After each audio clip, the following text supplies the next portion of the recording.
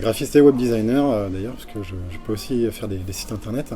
Mon métier, ça consiste grosso modo à produire des images, fabriquer des supports de communication pour tout type de clients. Alors moi, pour ma part, ça va surtout être des associations, des institutions, des petites entreprises aussi, alors plutôt dans le secteur quand même, j'essaie d'être plutôt dans le côté culturel, social et environnemental. C'est les trois sujets qui vont m'occuper, enfin qui vont me donner le plus envie et qui vont me porter le plus, quoi, si on veut.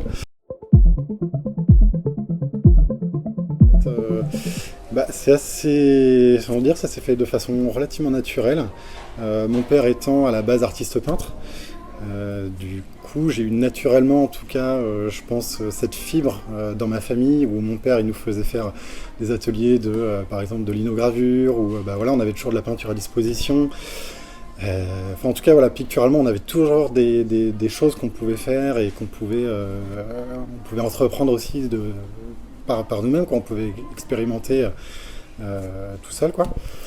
Et donc voilà, je pense que ça a été vraiment, on va dire, le point de départ de mon goût pour ça. Il y a aussi le fait que voilà, on allait visiter les musées, enfin voilà, tout le côté un peu culturel de la chose. Seconde art plastique, et puis ensuite je me suis orienté plutôt vers un BEP infographie en fait, parce que ça pouvait me donner du coup vraiment, on va dire, des billes pour travailler assez rapidement dans le milieu professionnel. Et donc j'ai fait un BEP puis un bac pro que j'ai enchaîné avec un bac professionnel pour pouvoir intégrer le milieu professionnel assez rapidement. Donc c'est une formation en fait qui n'était pas trop axée sur la créativité, mais plutôt sur la technique.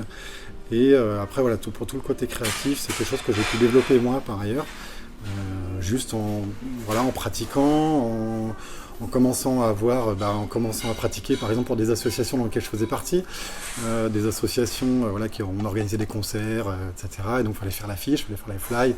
Donc à un moment donné, voilà, ça me revenait, ça revenait à moi parce que de toute façon, ayant, on va dire, le plus de pratique sur ordinateur et ayant en tout cas les logiciels à disposition, voilà, j'avais la capacité de pouvoir faire ça, quoi. À la suite de ça, du coup, je me suis dit que j'allais me mettre à mon compte après mes études, puisqu'en fait, donc là, les études c'était un apprentissage, donc avec un patron, c'était dans une entreprise, etc. Et le secteur de l'entreprise, on va dire que ça ne me correspondait pas vraiment. Ce qui me plaît particulièrement dans le fait d'être à mon compte, c'est de pouvoir prendre moi-même mes propres décisions, choisir mes projets, et en fait de tout simplement pas avoir de pression autre que celle que je peux éventuellement mettre sur le dos. Grosso modo être libre en fait, tout simplement. Voilà.